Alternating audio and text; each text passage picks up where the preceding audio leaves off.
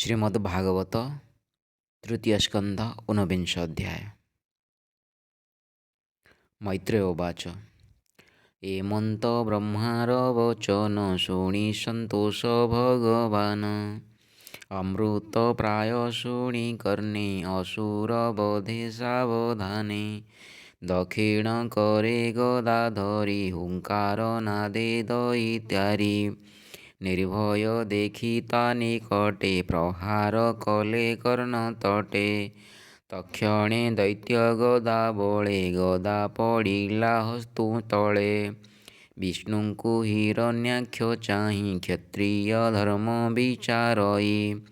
आयुध नाही एहा हस्ते एहाकु मारिबि केमन्ते। हेमन्ते विचारु असुर शून्ये शुभिला हाहाकार। ताशुणी प्रभु गदाधर संभ्रमे तोड़िबे निकर। बोलन्ति देवगणे चाहि भय न कर तुम्भे केहि। एमन्ते कहि देवराज ऊर्ध्वे तोड़िले दक्ष भुज। निज आयुधे कले मन तक्षणे जाणि सुदर्शन।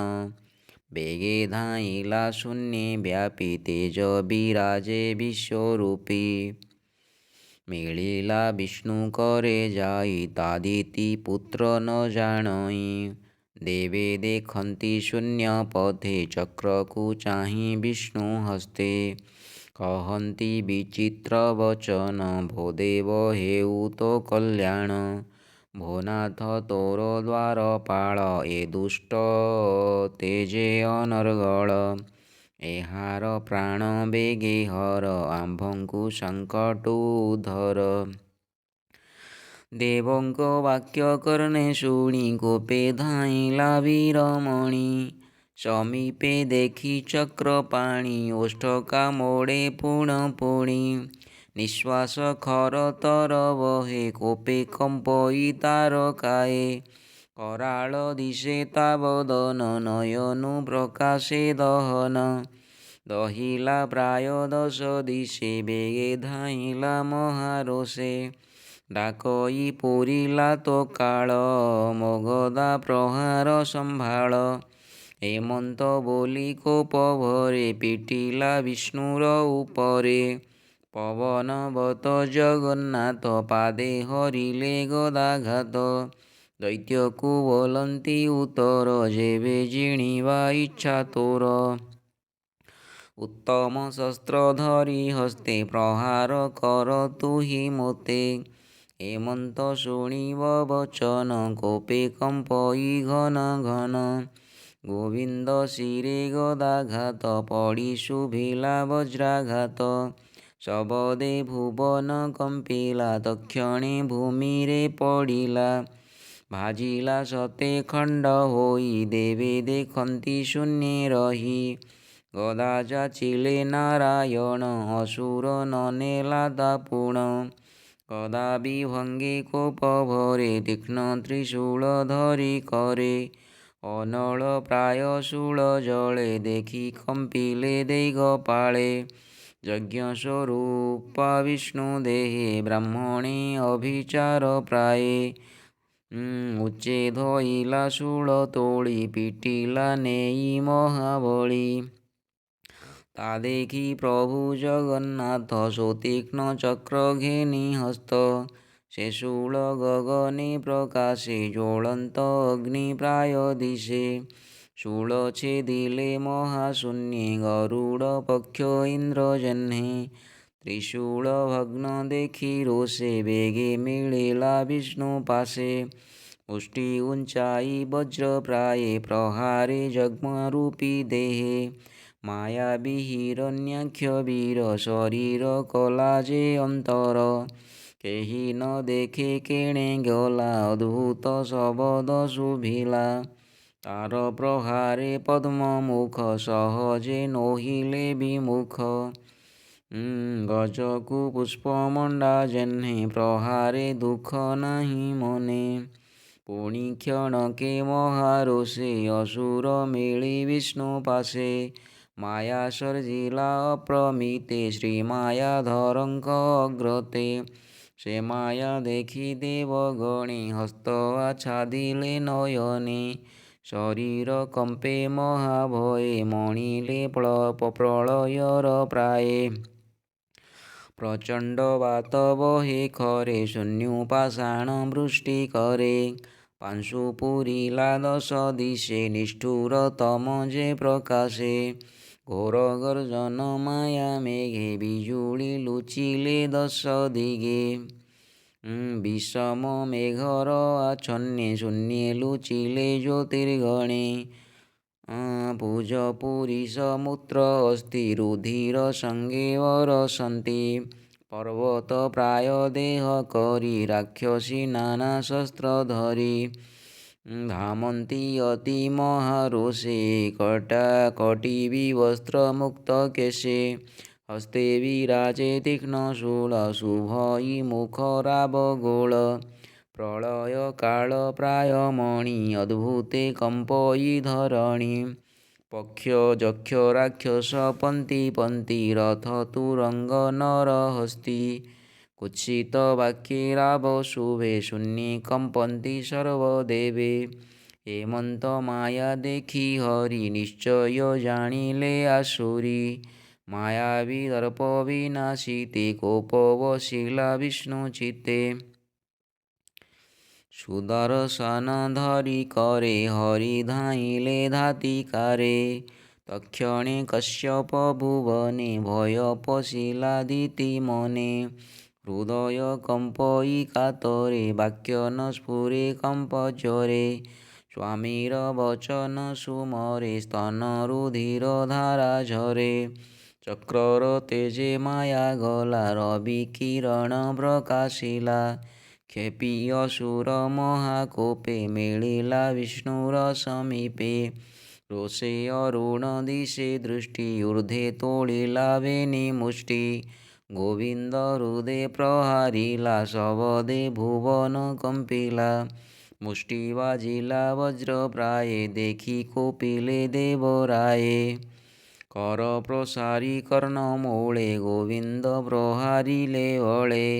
ପୂର୍ବେ ଯେ ଶନେ ସୁର ରାୟେ ବିଶ୍ୱକର୍ମାର ପୁତ୍ର ଦେହେ। ଯଜ୍ଞ ବରାହ ଅବହେଳେ ପାଦ ପ୍ରହାରେ କର୍ଣ୍ଣ ମୂଳେ। କେବଳ ଏକ ପଦାଘାତେ ଘୂର୍ଣ୍ଣିତ ଲୋଚନ ସହିତେ। ତା ହସ୍ତ ପାଦ ହେଲା ଶୀର୍ଣ୍ଣ ହୋଇଲା ଶରୀର ବିବର୍ଣ୍ଣ। ମୁଷ୍ଟି ପ୍ରହାରେ ମୁଣ୍ଡ ଫାଟି ପଡ଼ିଲା ମହୀ ତଳେ ଲୋଟି। ବୃକ୍ଷ ଯେ ଶନେ ବାୟୁ ବଳେ ଉପୁଡ଼ି ପଡ଼ଇ ଭୂତଳେ।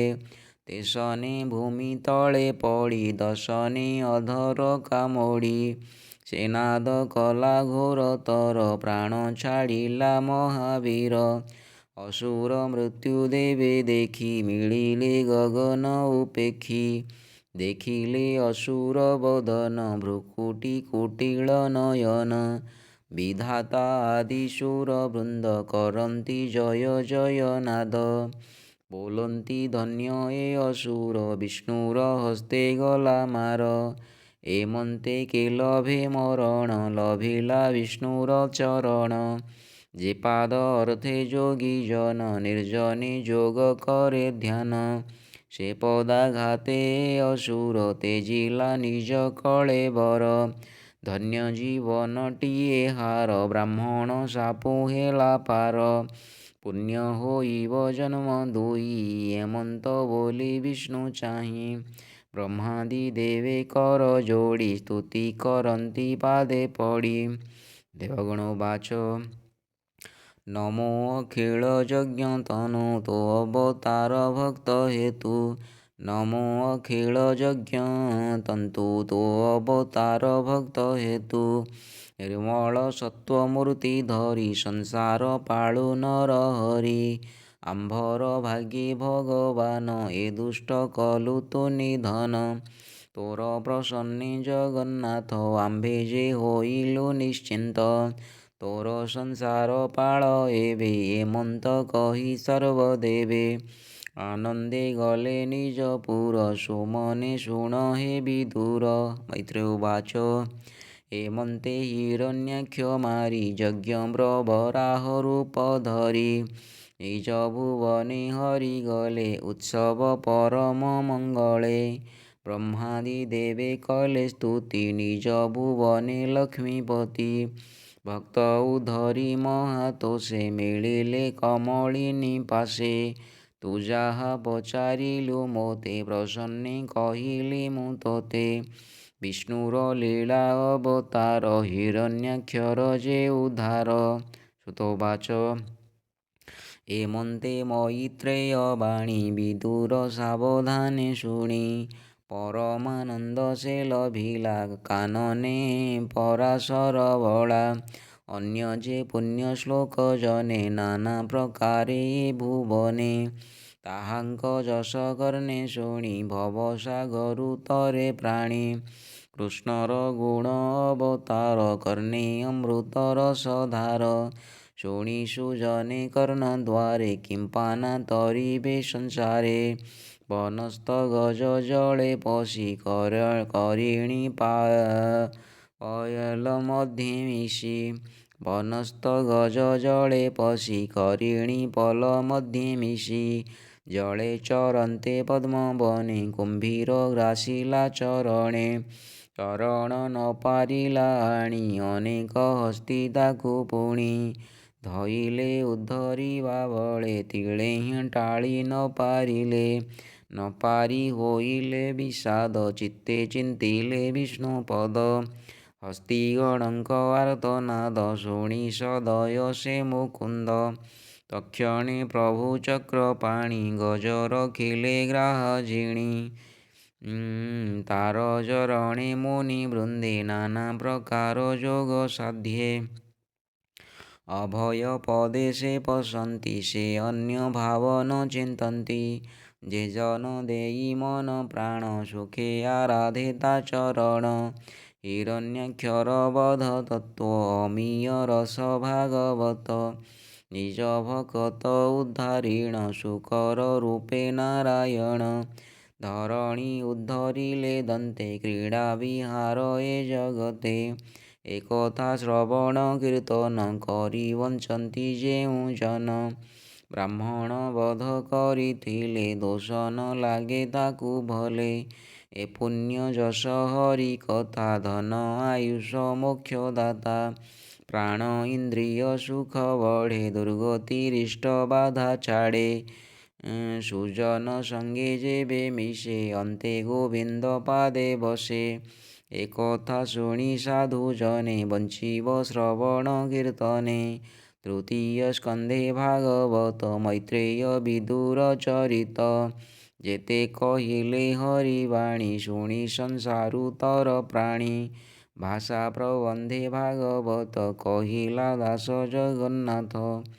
ଇତି ଶ୍ରୀମଦ୍ଭାଗବତେ ମହାପୁରାଣେ ପାରମହଂସ୍ୟାଂ ସଂହିତାୟାଂ ତୃତୀୟ ସ୍କନ୍ଧେ ହିରଣ୍ୟାକ୍ଷ ବଧ ନାମ ଊନବିଂଶୋऽଧ୍ୟାୟः।